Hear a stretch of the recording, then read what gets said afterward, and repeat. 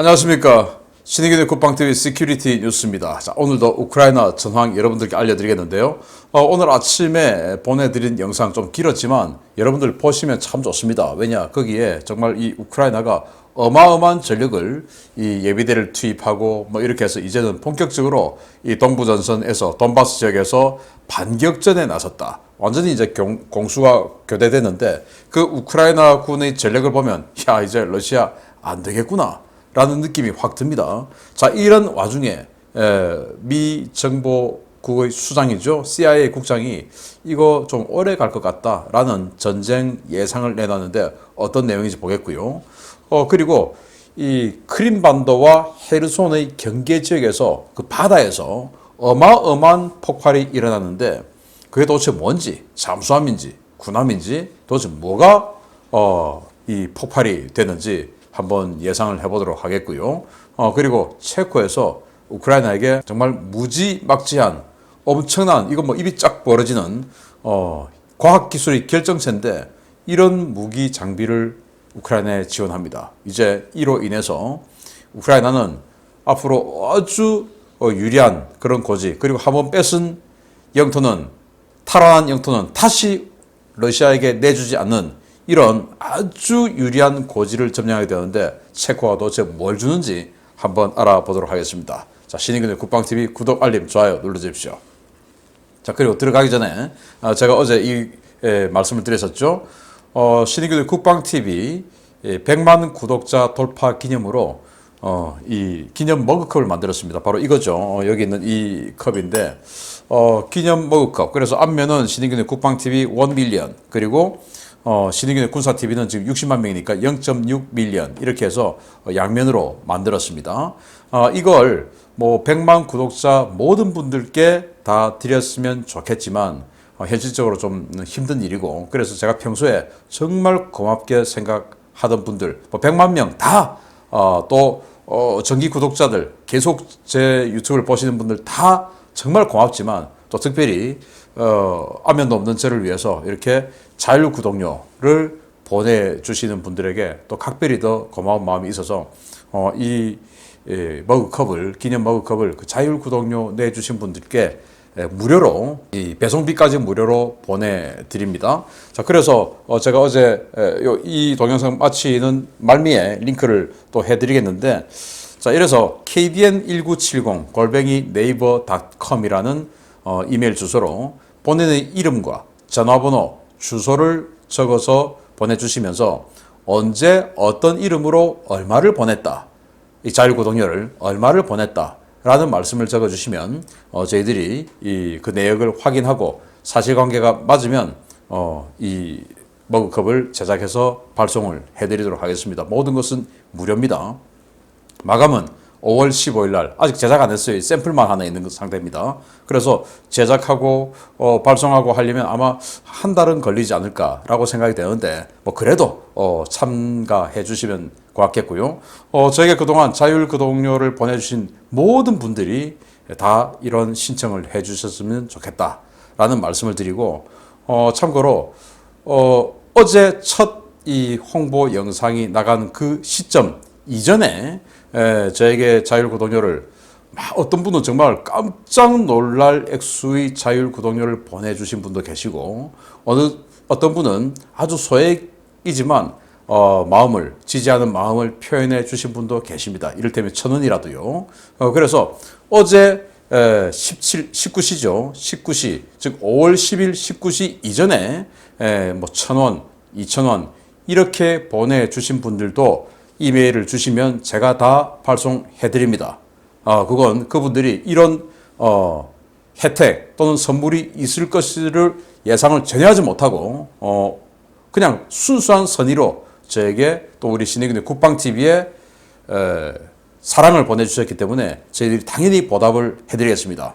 참고로 이 컵의 제작 단가는 지금 뭐 색깔이 좀 여러 개 들어가고 금박과 은박이 들어가다 보니까 좀 단가가 좀 비쌉니다. 뭐 컵 하나는 얼마 안 하지만 인쇄가 들어가다 보니까 한 6,000원 정도가 되고요. 아시다시피 택배, 그리고 이 컵을 깨지지 않게 포장을 하려면은 뭐 뽁뽁이라고 하는 거 많이 넣어야 되겠죠. 뭐 그래서 포장비 다 하면 사실은 이 한 개의 원가가 10,000원을 넘습니다. 그럼에도 불구하고 그 이전에 보내주신 소액을 보내주신 분들도 다 배송을 해드리겠는데, 그러나 그냥 선의가 아니고 순수 선의가 아니고 이 컵을 아주 싸게 하나 득템해야 되겠다라는 생각을 하신 분이 있을 수 있습니다. 그래서 어제 첫 홍보 방송이 나간 이후에 뭐 1,000원, 2,000원, 뭐 3,000원 이렇게 소액을 보내시고 나 오늘 보냈으니까 보내줘요 라고 하시는 분들께는 죄송하지만 이번 이벤트에서는 해당 사항이 없다라는 말씀을 제가 분명히 드립니다.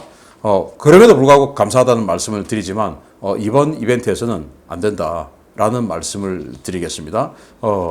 뭐 그런 분들이 없으셨으면 좋겠지만 혹시나 높아심에서 드리는 말씀이에요. 자, 제가 말미에 다시 링크를 해드리겠으니까 자세히 한번 읽어보시고 KDN 1970 네이버닷컴 그리고 본인의 이름, 전화번호, 주소 그리고 반드시 언제 어떤 이름으로 얼마를 보냈다 이 자율 구독료를 그렇게 적어주시면 되겠습니다. 뭐 우크라이나 뭐 또는 다른데 했는데 그건 안 되나요? 그거는 안 됩니다.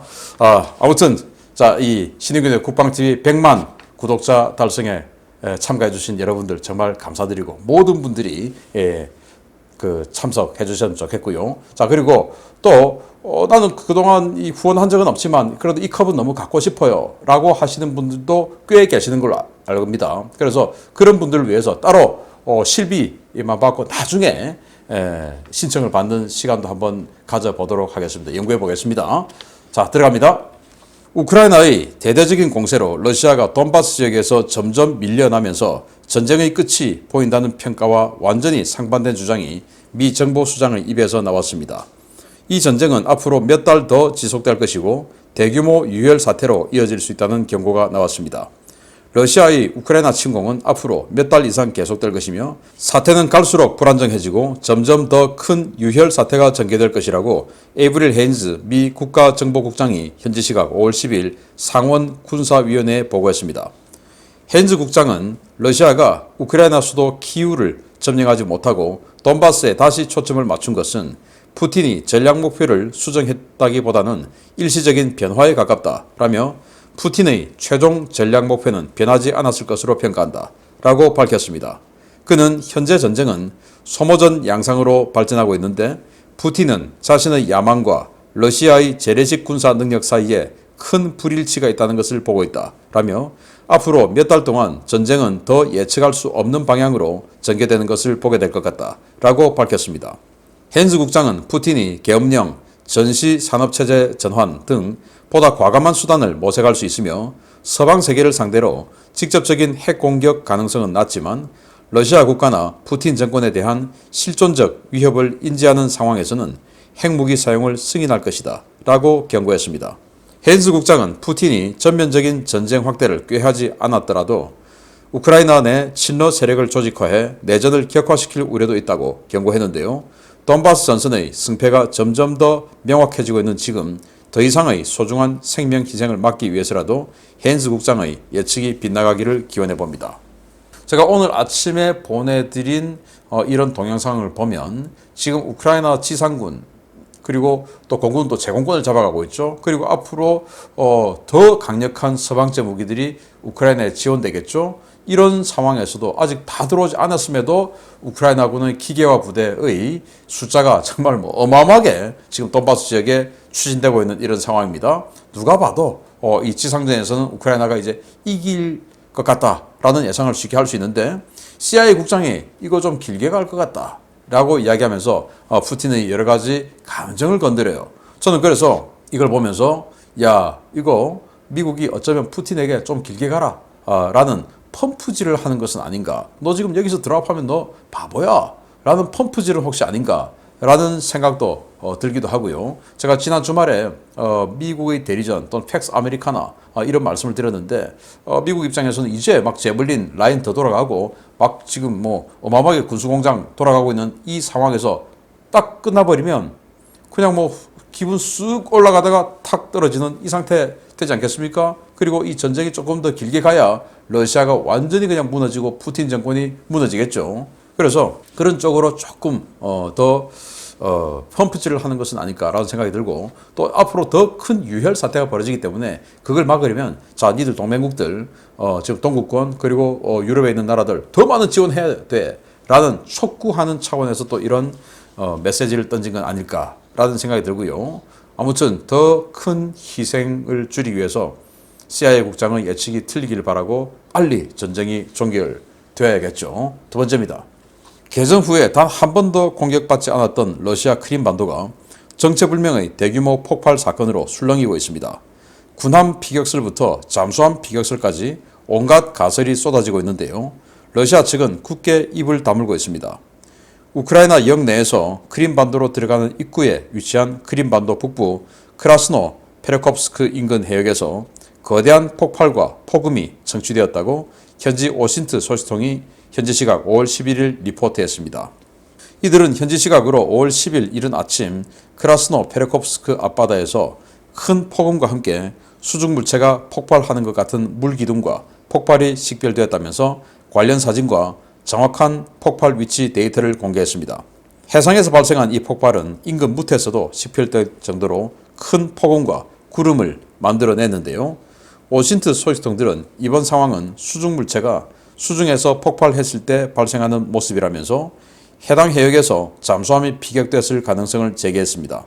문제는 폭발이 발생한 좌표의 수심입니다. 폭발은 크라스노 페레콥스크 북쪽 18km 지점의 작은 마을 아르미안스크 해안선 약 3km 지점에서 발생했는데요. 이 지점은 만으로 된 내해 지역으로 평균 수심 10m, 해당 포인트는 수심 24m 안팎에 불과하기 때문에 잠수함 기동이 거의 불가능한 것입니다.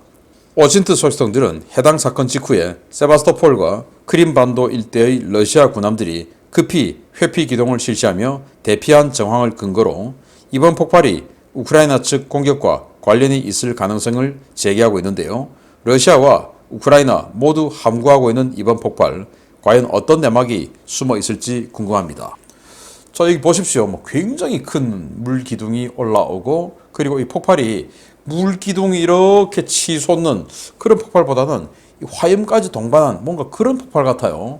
제가 바다에서 이 해군 훈련하는 거 여러 번 보면서 이 폭뢰가 폭발하는 것들을 많이 봤는데, 그 폭뢰 폭발하면 물기둥이 이런 식으로 안 나오더라고요. 그냥 마치 분수처럼, 큰 분수처럼 이렇게 산처럼 이렇게 나오는데, 이건 지금 위에 일종의 버섯 구름 같은 이런 게 지금 피어오르죠. 그래서 이건 뭔가 물기둥뿐만인 것은 아닌 것 같다라는 생각이 듭니다. 그래서 수중에서 이런 폭발이 났다? 그러면 가장 먼저 생각할 수 있는 게 잠수함 폭발 아니겠습니까? 그런데 여기 수심이, 이 지역의 평균 수심이 10m. 10m 잠수함 못 들어가죠. 그리고 이 해당 이 포인트가 24m인데, 러시아군이 지금 운용하고 있는 가장 작은 잠수함이 바로 킬로급 잠수함입니다. 이 킬로급 잠수함 3,000톤 넘어요. 3,000톤 넘는 잠수함이 24m 수심에 들어가 있다? 또 그 인근 해역은 평균 수심이 10m인데, 아무리 해도가 정밀하고 잠수함이 조함을 잘한다 하더라도 그 10m 수심에 10m보다 훨씬 키가 큰 세일 끝까지 하면 키가 큰 잠수함이 이 지역에 들어간다? 이거는 사실은 저는 말이 안 된다고 생각합니다. 그럼 도대체 이건 뭐냐?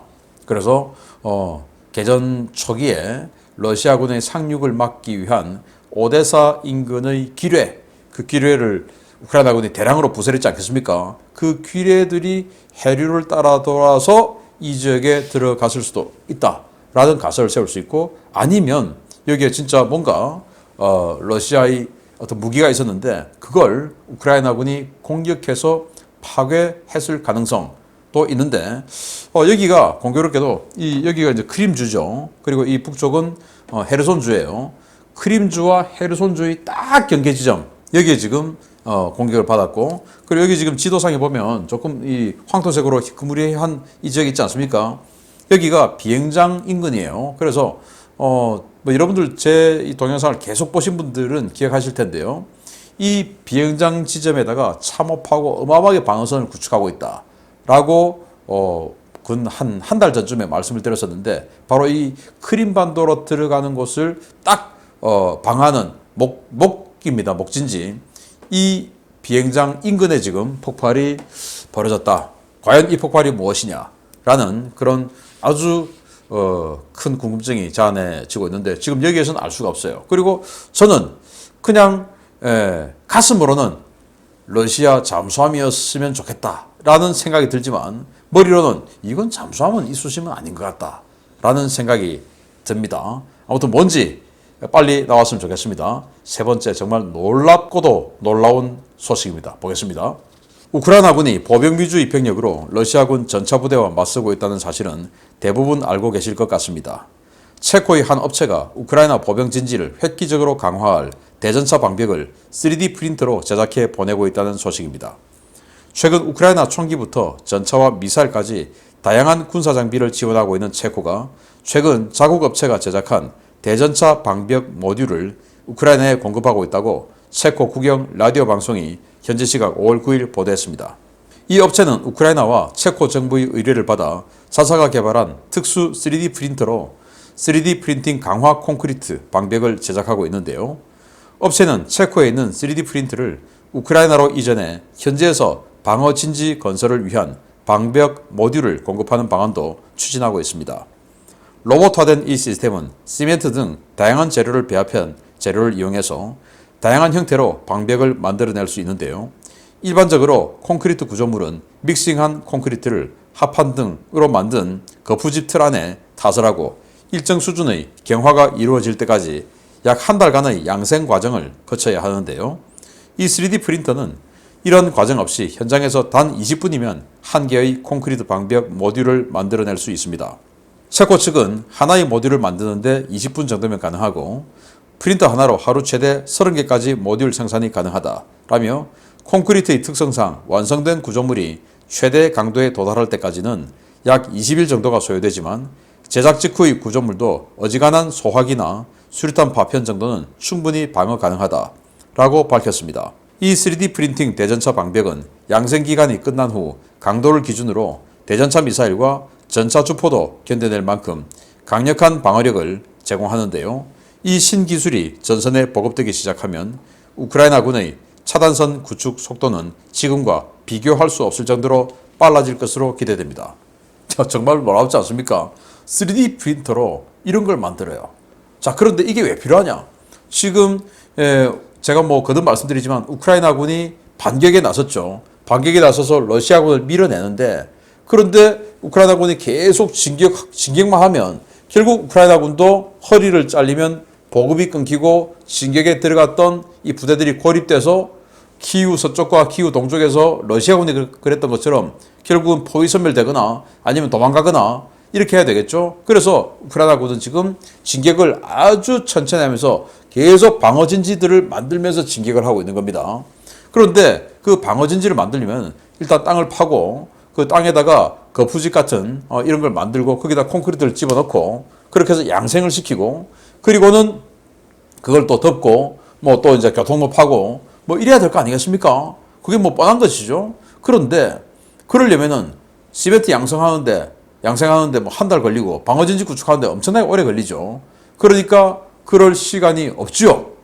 하루에도 계속 피해가 발생하고 있으니까 빨리 기왕이면 조금이라도 그 진격 속도를 빠르게 해야 되는데 이제 이런 식으로 하는 겁니다. 그래서 이 3D 프린터로 콘크리트를 아주 특수한 콘크리트를 부어서 거푸집 같은 거 없이 그냥 만들어 버리는 거예요. 그리고는 이제 이렇게 한 바퀴 돌려버리고 그 위에다가 이렇게 흙 쌓고 자 이렇게 해서 방어진지 바로 만들어 버리는데 딱 봐도 이거 마지노선처럼 생기지 않았습니까? 마지노 요새 여기 지금 카페인데 21세기 마지노 요새를 지금 체코가 3D 프린터로 지금 만들어내고 있는 거예요. 자 그래서 이거 그냥 이 모듈을 지금 현장에서 체코에서 만들어서 지금 여기다가 보내주고 있다고 하는데 그런 것보다는 아예 이 기계를 그냥 갖다 주자.